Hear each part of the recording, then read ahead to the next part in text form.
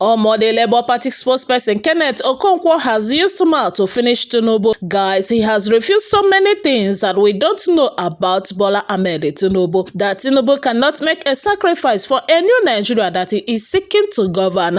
A candidate that doesn't know when national anthem is going on. In fact, he's an unfit candidate. And God has given us all signs about Tinubu and Atiku. Nigerians, go and vote Peter Obi, the only truthful candidate without any criminal record, first ever in Nigeria election. Guys, watch this video and hear what Kenneth Okonkwo has to say about Tinubu and Atiku. And don't forget to share your thoughts with us. It's the final day of campaign right here in Nigeria as we prepare for the Saturday election. Let's check with some of those who are looking forward to the votes of Nigerians. I'm being joined by Kenneth Okonkwo, is a spokesperson of the Labour Party. Thank you so much, Kenneth. It's good to see you again. Thank you very much. How do you feel? I feel fantastic, and thank you, viewers, for joining us. It doesn't look that you've slept so much. Yeah. Oh, well, you don't be in the battlefield and you, and you keep sleeping. You know? Yeah. But how do you feel about Saturday? We feel very optimistic. We feel very good where we are. Obviously, nobody expected we're going to be here today. There were a lot of things they said will fizzle out. Logistics will do this and that. But now, they started the campaign before us, but we ended before them. And in some states, in Kaduna State, for instance, we had 3 campaigns in 3 different zones. Are you able to go around the whole 36 states and FCT? I said in each one, we even visited like 2-3 times. In Borno State, we visited Borno State. We did like 3 different campaigns. Even in the area that the other 2 cowards have not been able to go.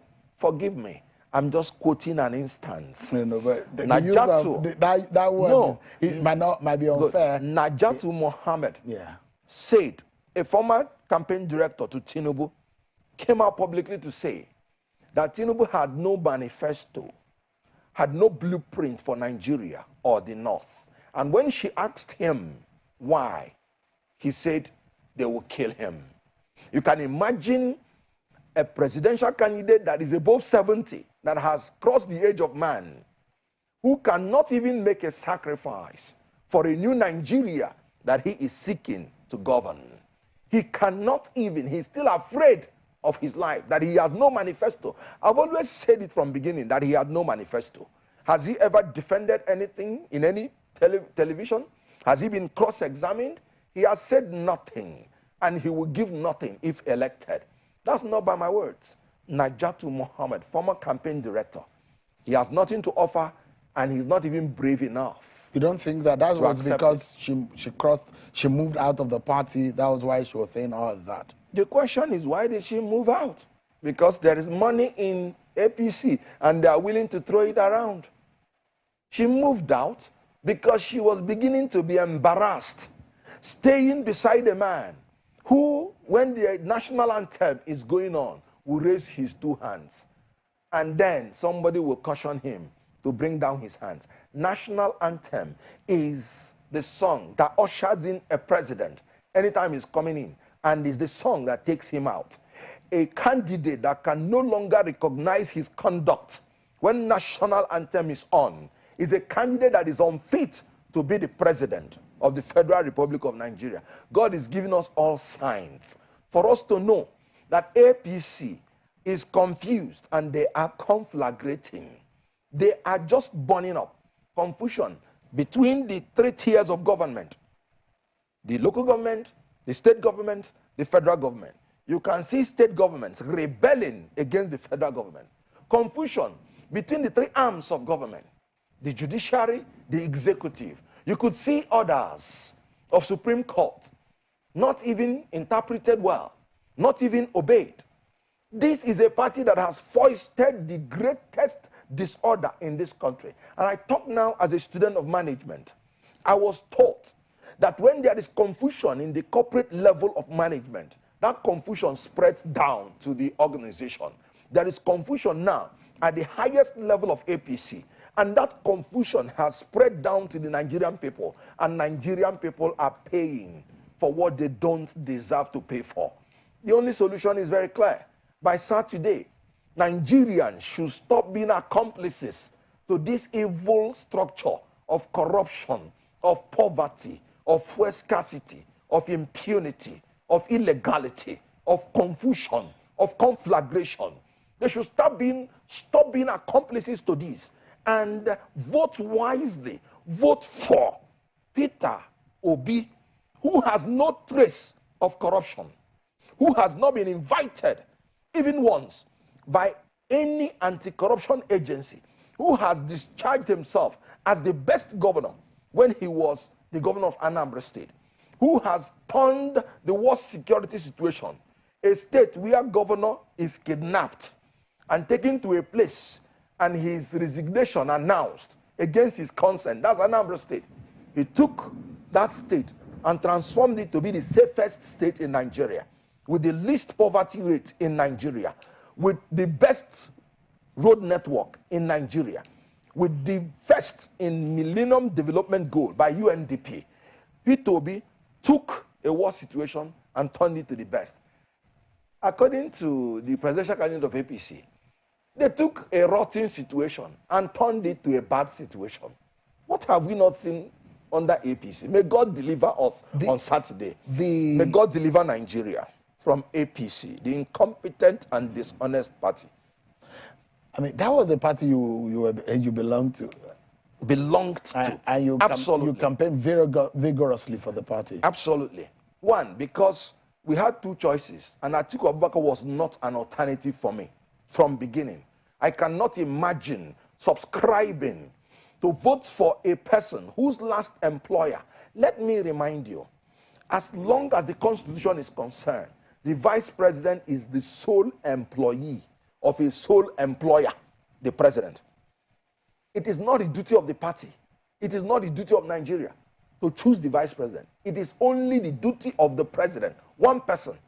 And the person that employed Atiku Abubakar told the whole world that this man has propensity for corruption, tendency to disloyalty, lack of transparency, inability to say and stick to the truth at all times, that he has the tendency for poor judgment, and he uses money to buy his way out on all issues. And then the one that gives me goose pimples, readiness to sacrifice morality, integrity, propriety, truth, national interest for self and selfish interest. I cannot, because the people of Nigeria are the employers of the president, I cannot be an employer after reading these qualifications of anybody, and I will employ that person. But your principal was a vice presidential candidate to the man you're talking about. And I told you that I wouldn't have ever looked at the way of Peter Obi if he had been a vice president of an Atiku. And I did not and will not. We're going to a short break. But why does it look, why is it that the APC and the PDP keep dismissing any chance? They say you do not have a chance in this election at all, that Peter Obi cannot even move anywhere close to winning this election. Very good. It's part of the strategy of campaign. When you know that this is your greatest threat, you want to discourage people by the psychology that your candidate, your preferred candidate, the preferred candidate of all the youths in Nigeria, the preferred candidate of all the workers. You have seen the NLC give instruction to all the employees in Nigeria to vote Peter Obi. You have seen ADC collapse into Peter Obi. You have seen political parties collapse into Peter Obi. A faction of ADC, though. However it is. Good. Now, when they are now threatened by a Peter Obi, the only psychology they want to put out there is to tell the followers, in order to dampen their spirit, no, he will not win. No need to go and vote. They should practice that fraud to men of greater vulnerability. We are not vulnerable in our quest for a new Nigeria. We will continue to show them. On Saturday, you will see all the youths that will vote for Peter Obi. When I was coming in here, one young man Abdul Saad. He knelt down. He was asking me, begging me. He said, Oga, this suffer too much. No food, no water, no light. Please, don't allow these people to come back to this nation. And you were trying to dissect the reasons why you think the PDP and APC are dismissing the chances of Peter Obi in this election. Yeah. But if you say Peter Obi has a chance, where, how, by what margin do you think he could win this election? Peter Obi is the only candidate now that is sure of some geopolitical zones that he has locked up in the kitty. Like what? Southeast, South-South. He's going to take almost 50% of Southwest. Obviously, the sentiments of the evangelicals is there on Muslim ticket that is paraded by the religious party APC. APC has reduced itself to a religious party, where the presidential candidate is Muslim, vice presidential candidate Muslim, Senate president, and they are preparing him for the next one, Muslim, Speaker of the House of Representatives, and they are preparing him for the next one, Muslim, Deputy Speaker of the House of Representatives, Muslim, National Chairman of the party, Muslim. At a time, the Chief Justice of Nigeria is a Muslim, thereby making APC completely a religious party who wants to take over the executive, the legislative, and the judicial functions of Nigeria. That's against all the constitutional provisions on federal character, recognizing our diversity, ensuring that the conduct of the affairs of any government and the composition of the government should reflect our federal character. Peter Obi in the North Central, you already know that incumbent governors, you know when they say some candidates of Labour is moving to other places, incumbents are the one moving to us. You heard when Governor Samuel Otom explicitly said it, that Peter Obi, even at the cost of his own senatorial ambition, I've never seen anything like that, is the best that will happen to this country. That's North Central. Are you going to Northeast? That's one state in North Central. Oh, yes. Oh, you forgot. I didn't want to. You have Benue, you have Plateau, you have all the North Central, Kogi, Kwara. We are sure to get half of the population there. Like I said, you will not rule out the sentiment what are of the factors? Christians. What are the factors you think will give you almost 50% in this state in the North Central? Because APC has converted itself to a religious party. And people with sentiments against religious party. It's not against Islam. So you also are using your religious sentiments? No. To come they for, are the ones votes. that, why I resigned from APC is because of the same faith ticket. I would have done the same if they had used Christians to do that.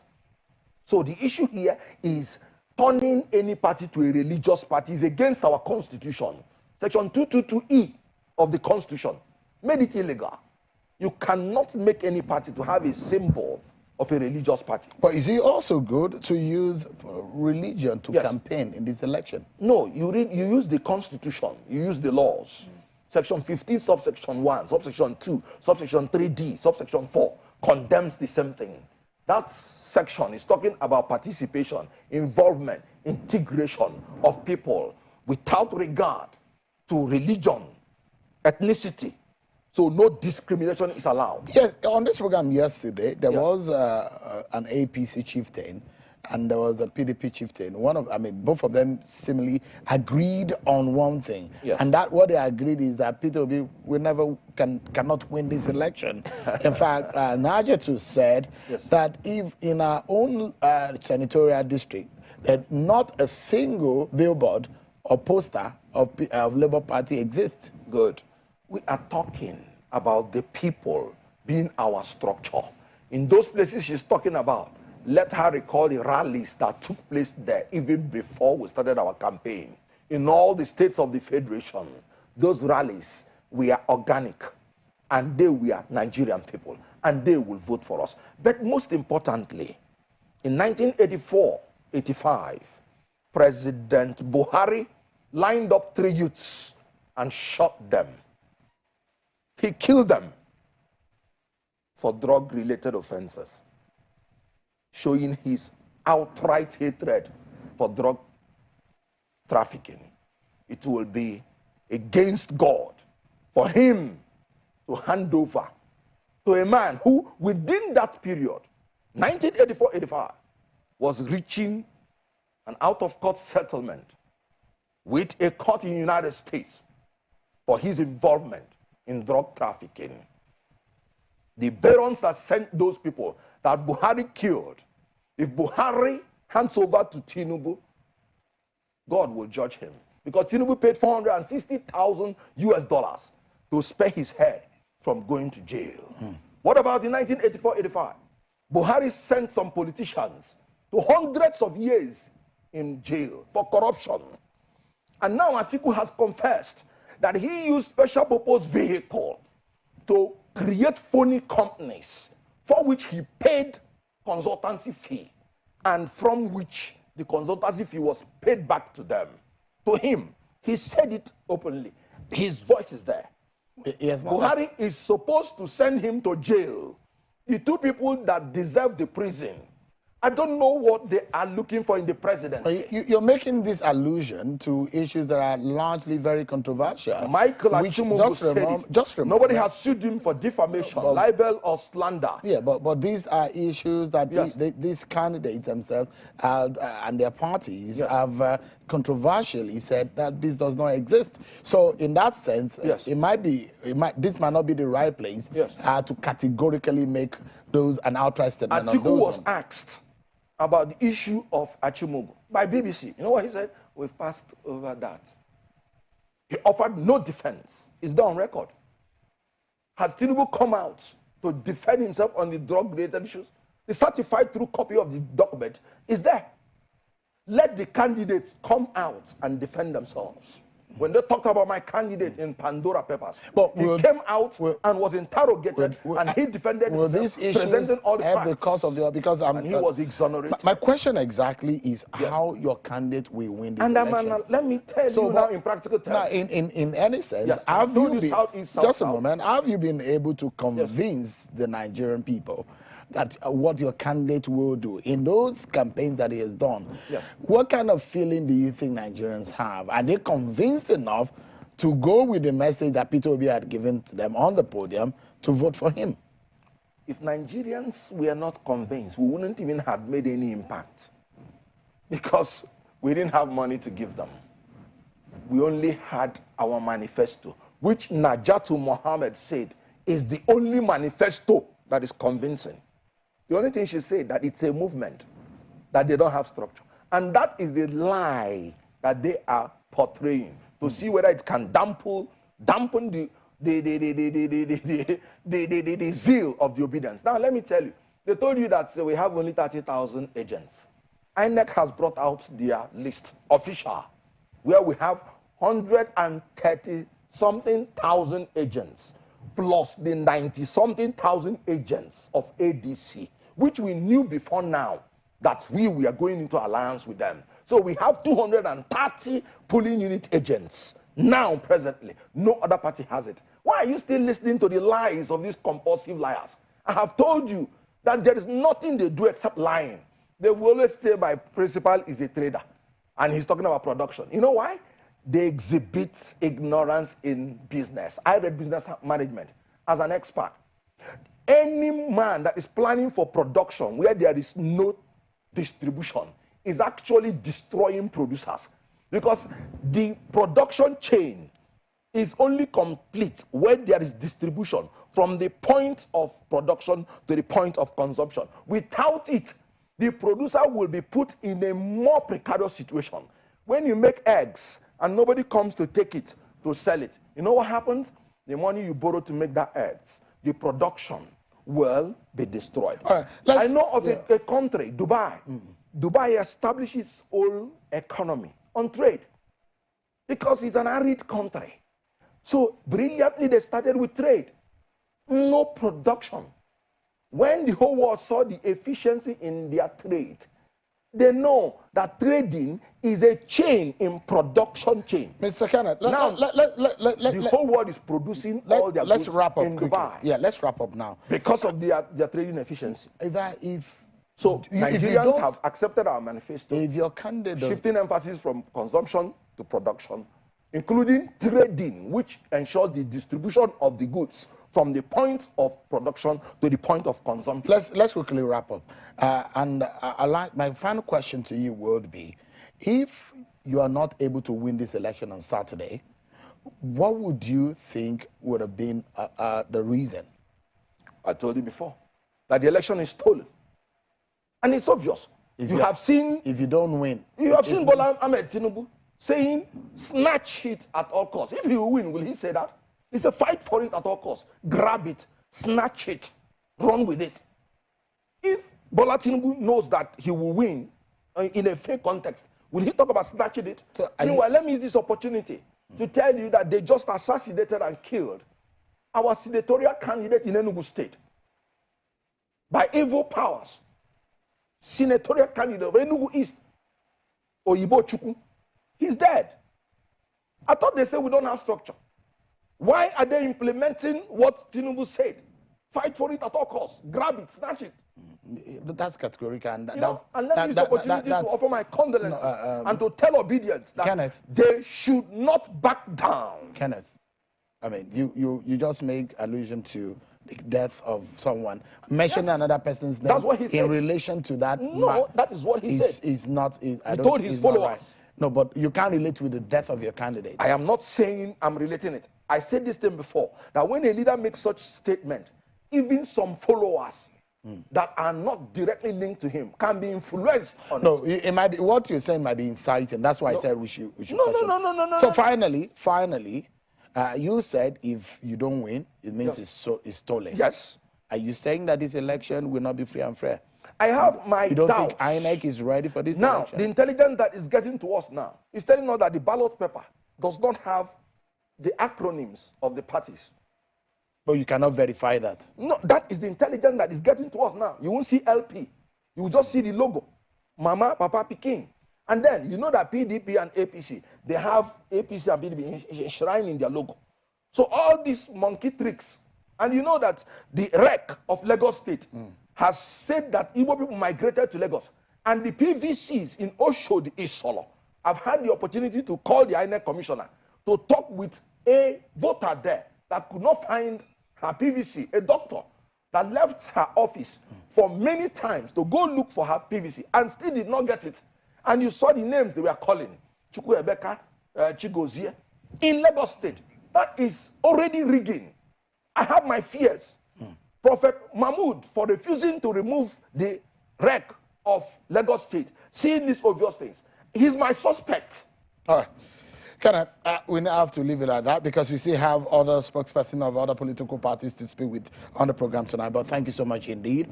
I know these are a very tense moment in our elections. But thank you so much indeed, Kenneth Okonkwo, the spokesperson of the Labour Party. Appreciate it.